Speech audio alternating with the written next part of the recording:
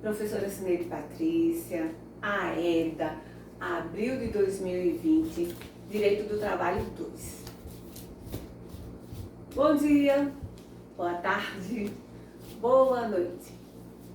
Não sei a que horas estarão vendo essa videoaula, mas eu espero que vocês estejam bem e eu espero que continuem bem. E, sendo assim, dando prosseguimento aos nossos encontros virtuais, na verdade, nossos encontros por videoaula, iremos tratar hoje acerca dos dissídios coletivos.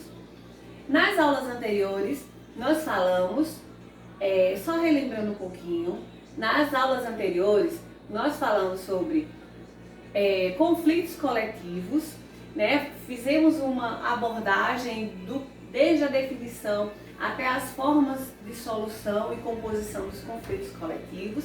Falamos também sobre competência, falamos também sobre jurisdição, falamos sobre mediação, falamos sobre arbitragem e agora nós iremos tratar dos dissídios coletivos. Quando a gente fala de conflitos e solução de conflitos, no âmbito geral nós verificamos as possibilidades de solução de conflitos quando existe composição entre as partes envolvidas. Mas a partir de agora nós trataremos situações em que esses conflitos não conseguiram, aliás, as partes não conseguiram compor uma resolução entre si sobre os conflitos, sobre as divergências. Então agora vamos ao estudo do quê? Dos dissídios coletivos. Mas o que serão dissídios? O que é um dissídio? Como ele acontece? Como ele se dá? Quem são as partes envolvidas? Como a nossa legislação trata essa questão? Iremos ver a partir de agora. Dissídio coletivo são aqueles destinados a solucionar o quê? Mais uma vez? Os conflitos coletivos de quê? De trabalho. Neles está em jogo o quê? O interesse abstrato de um grupo ou categoria. Sua principal característica é o seu objetivo, ou seja, a condição de trabalho considerada de forma genérica, com caráter normativo e as partes envolvidas representadas em juízo pelos órgãos sindicais. O dissídio acontece quando não há mais possibilidade nenhuma de acordo entre as partes envolvidas, sindicato dos profissionais e sindicatos econômicos. Na verdade, esse termo nos remete à falta. A falta do quê? De convergência entre trabalhadores e empregadores. O dissídio pode ser individual, como vocês talvez tenham estudado na parte primeira, e os dissídios podem ser coletivos. Quando a discórdia ocorre entre um trabalhador e empregador, são os dissídios individuais. E coletivos, como nós temos estudado, são os dissídios que ocorrem entre conflitos, aliás, entre trabalhadores e empregados conflitantes, certo? Quando as partes envolvidas não chegam a um acordo, a situação será encaminhada a um tribunal, de onde, qual é a competência que vimos na aula anterior? Justiça do Trabalho, Tribunal do Trabalho. Sua essência depende sempre da existência de várias tentativas frustradas de negociação. No dissídio coletivo, para que o judiciário decida, para que o magistrado decida, tenha o poder de ver, é necessário que se tenha comprovado que todas as possibilidades de acordo entre os trabalhadores e empregadores, os sindicatos de um ou de outro lado, tenham se esgotado. Não há mais forma de compor acordo, não há forma de conciliação. Sendo assim, iremos para o dissídio. E o dissídio é feito por um órgão da Justiça do Trabalho, aliás, pela Justiça do Trabalho. O dissídio é, portanto, que uma forma de solução de conflitos coletivos por meio do qual o Poder Judiciário, através da Justiça do Trabalho, resolve impasse, divergências entre os empregadores e os representantes do grupo categoria dos trabalhadores. A decisão do dissídio criará uma norma jurídica eficaz para as partes, empregadores e trabalhadores ou empregados, e esse ato, que é emanado do juiz, é denominado sentença normativa. Mas o que vem a ser uma sentença normativa? Nós sabemos que o magistrado, ele, ao final da sua decisão, ele elabora uma sentença, e essa sentença diz à parte que está errada ou certa, ele faz a convergência dos interesses dentro daquilo que ele, do seu convencimento, entende que é o mais apropriado para a situação. Então, a sentença normativa está intrinsecamente ligada ao poder normativo. Por que poder normativo? Porque nós sabemos que a sentença ela tem força de lei, ou seja, a sentença ela se fará cumprir, ela precisa ser obrigatória, ela é obrigatória para as partes. Quer vencido, quer vencedor, ela tem situações que devem ser observadas pelas partes, que estão colocando para a decisão do magistrado. Então, vamos lá, para Renato Saraiva, o poder normativo é a possibilidade da Justiça do Trabalho estabelecer normas e condições gerais quanto a seus julgados, quando seus julgados solucionarem conflitos coletivos de trabalho. Logo, há o poder normativo, como nós falamos aqui, a sentença normativa é o poder normativo do juiz determinar a solução do conflito no âmbito da relação de trabalho. O poder normativo da Justiça do Trabalho tem sua competência assegurada onde? Na Constituição Federal, possibilitando o quê?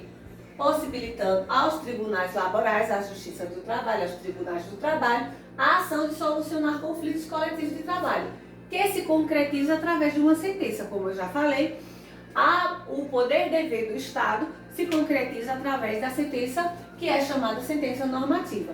Então, denomina-se sentença normativa porque deverá ser observada pelas categorias profissionais e econômicas, ou seja, a sentença é obrigatória, independente de quem é o ganhador ou perdedor, a sentença faz obrigação entre as duas partes envolvidas. Na verdade, a utilização, o uso do poder normativo visa apresentar uma resposta ao conflito, ou seja, essa resposta em juízo é o chamado dissídio coletivo. Então, o dissídio é a resposta que o poder da Justiça do Trabalho dará à solução daquele conflito. Como as partes não se entenderam, como as partes não resolveram, a Justiça do Trabalho, através do magistrado, dará a solução para aquele conflito e aí se chamará o quê? Um dissídio coletivo. Então, sendo assim, o dissídio é uma decisão que emana da Justiça do Trabalho em um processo formal apresentado. É mistério analisar em situações ou por que tais processos são apresentados. Em quais situações? Como se dá? Quem busca a Justiça do Trabalho, a Justiça Laboral, para solucionar o problema? Quem? Quando? Como? Então, assim, podemos mencionar que os dissídios eles podem ocorrer de algumas, quanto à pessoa, quanto ao objeto, quanto às partes representadas. Então, vamos estudar um pouquinho, de forma sucinta, cada uma dessas possibilidades onde pode ocorrer o dissídio, ou como poderá ocorrer o dissídio. Então, assim, podemos mencionar que os dissídios podem ser quanto? Quanto às partes. Como? Como um dissídio quanto às partes? Consideramos como? Quando as partes figuram em processos coletivos entre o quê? Sindicatos da categoria econômica e profissional, ou especificamente com empresa. Então, quando o dissídio está relacionado ao sindicato das empresas e dos trabalhadores, esse dissídio será considerado quanto às partes envolvidas. Quanto ao objeto? Mas quanto ao objeto? O objeto que se trata da demanda, o fim da demanda, o motivo daquela demanda, qual é? Nos processos coletivos, o quê? Que forem constitutivos, ou seja, quando se destinam a o quê? Criar uma regulamentação de caráter coletivo ou declaratório. Quando se limitam a interpretar uma regulamentação coletiva vigente. Então, o dissídio será considerado quanto ao objeto quando nesse dissídio se buscar criar um direito que não existe ou regulamentar um que já existe e que ele não possui uma lei, uma legislação, uma regulamentação apropriada para aquela situação, ok? Então pode ser também o quê? O dissídio pode ser quanto à instauração do processo. Mas como se dá isso? Vamos ver aqui. Essa situação apresentada quando que se avalia o responsável pelo ajuizamento.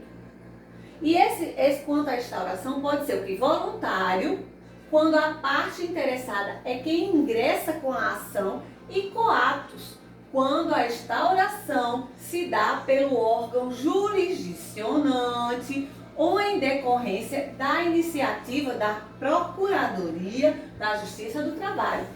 Exemplo bem clássico, casos de greve. Então nós temos quanto às partes, nós temos quanto ao objeto e quanto ao que? A instauração do processo. E aí, para que você lembre direitinho da instauração do processo, no caso do dissídio, são os casos de greve. Já existe uma movimentação dos trabalhadores e esse dissídio não se há um acordo entre os trabalhadores e as empresas ou sindicatos, e aí, por fim, se deve o quê? Até o próprio órgão jurisdicionante, a Justiça do Trabalho verifica que não tem como ajustar, não tem como resolver, então se ingressa, através da Procuradoria da Justiça do Trabalho, um dissídio coletivo, não tem como resolver. Vamos à Justiça do Trabalho, vamos deixar que o magistrado decida, será um dissídio e as partes envolvidas terão que cumprir aquilo que for determinado. Então, também poderá ser quanto ao direito material conflitante. Então, nós já vimos o quê? Quanto às partes, nós já vimos quanto ao objeto, nós já vimos quanto à instauração do processo, e aí nós verificamos agora quanto ao direito material conflitante, constituído ou declaratório.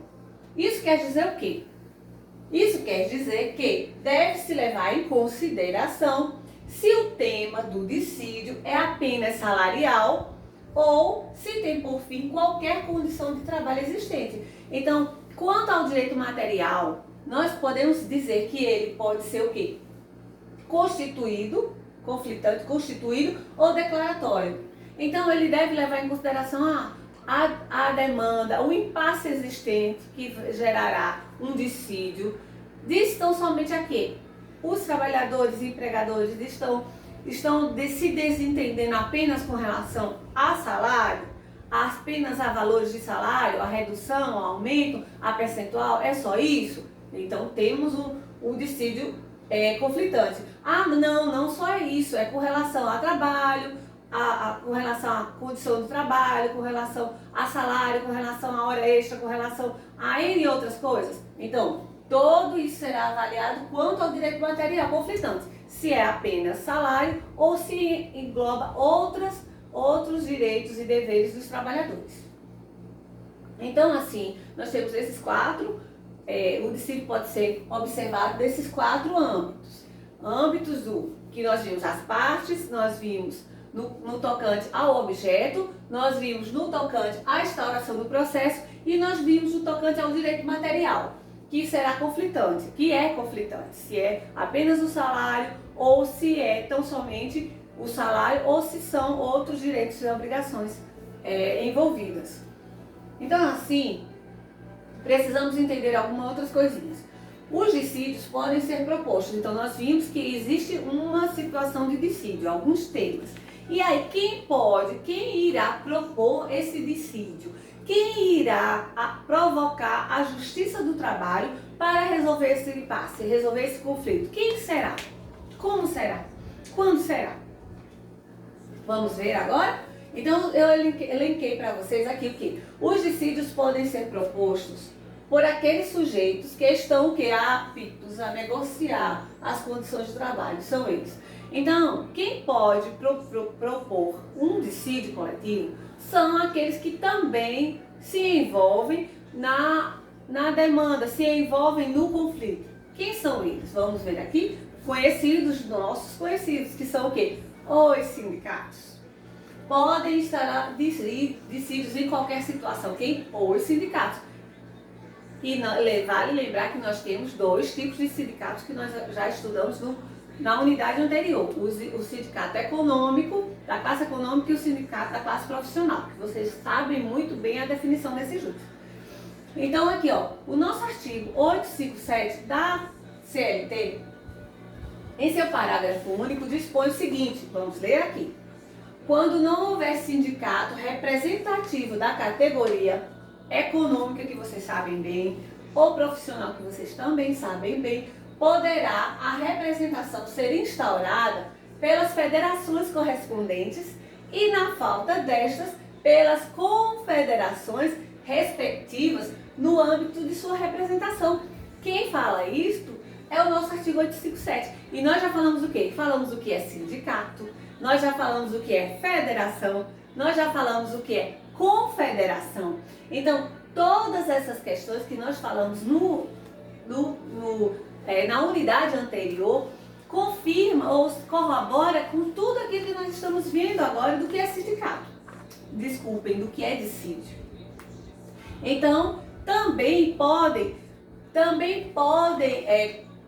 buscar, propor um dissídio coletivo às empresas. Então, nós vimos que os sindicatos e nós também vemos que as empresas podem instaurar o dissídio em qualquer situação. Olha aqui, observando o disposto no artigo 616 da CLT, que diz o seguinte: no caso de persistir a recusa à negociação coletiva, é facultado aos sindicatos ou empresas interessadas a instauração de dissídio coletivo. E também quem pode fazer? O Ministério Público. Nós verificamos aqui, quando a empresa está realmente interessada em resolver o problema do dissídio e não consegue compor um acordo, ela pode buscar na Justiça do Trabalho a questão do dissídio para que se resolva o conflito. Então, além das empresas, também temos o quê? O Ministério Público do Trabalho. E o Ministério Público do Trabalho, como ele pode atuar, professora?